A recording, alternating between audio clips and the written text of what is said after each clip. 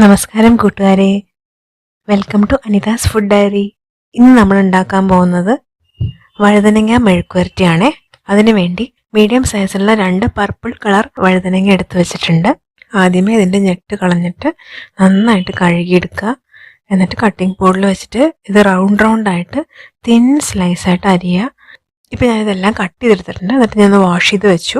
ഇതിലേക്ക് 1/4 ടീസ്പൂൺ ഉപ്പും 1/4 ടീസ്പൂൺ മഞ്ഞൾപ്പൊടിയും 1.5 ടീസ്പൂൺ മുളക് പൊടിയും ചേർത്ത് നന്നായിട്ട് തിരുമ്മി യോജിപ്പിക്കുക. എന്നിട്ട് ഇതൊരു 10 മിനിറ്റ് റെസ്റ്റ് ചെയ്യാൻ മാറ്റി വയ്ക്കുക. 10 മിനിറ്റിന് ശേഷം ഈ ഉപ്പും എരിവൊക്കെ നന്നായിട്ട് വഴുതനങ്ങയിൽ പിടിച്ചിട്ടുണ്ടാവും. പാൻ വെച്ചിട്ട് 3-4 ടേബിൾ സ്പൂൺ കടലെണ്ണയാണ് ഇവിടെ ഉപയോഗിച്ചിരിക്കുന്നത്. അതിനകത്ത് ഈ വഴുതനങ്ങ വെച്ച് ഒന്നിൻ്റെ പൊക്കത്ത് ഒന്നായിട്ട് വെക്കരുത്. ഓരോരോ വഴുതനങ്ങയായിട്ട് ഈ എണ്ണയിൽ വെച്ച് ലോ ഫ്ലെയിമിൽ അടച്ചു വെക്കുക. ഒരു 3 മിനിറ്റ് കഴിയുമ്പോഴേക്കും അടിഭാഗം നന്നായിട്ട് വെന്തിട്ടുണ്ടാവും. എന്നിട്ട് ഓരോന്നായിട്ട് തിരിച്ചിട്ടതിന് ശേഷം വീണ്ടും ഒരു 3 മിനിറ്റ് ഇത് അടച്ച് വെക്കുക. ലോ ഫ്ലെയിമിൽ തന്നെയാണ് വെക്കേണ്ടത്. 2 ഭാഗവും ഇപ്പോൾ വെന്ത് കഴിഞ്ഞിട്ടുണ്ടാവും.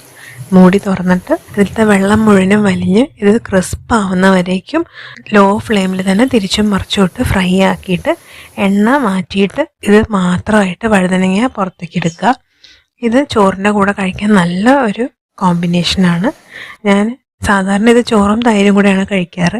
എല്ലാവരും ഈ വഴുതനങ്ങ മെഴുക്കുവരട്ടി വീട്ടിലൊന്ന് ഉണ്ടാക്കി നോക്കണേ. വീണ്ടും മറ്റൊരു വിഭവമായിട്ട് കാണാം. ഈ വീഡിയോ ഇഷ്ടപ്പെട്ടാൽ എല്ലാവരും ലൈക്കും ഷെയറും കമൻറ്റും സബ്സ്ക്രൈബും ചെയ്ത് അനിതാസ് ഫുഡ് ഡയറി ചാനലിനെ ഒന്ന് സപ്പോർട്ട് ചെയ്യണേ. Thank you all.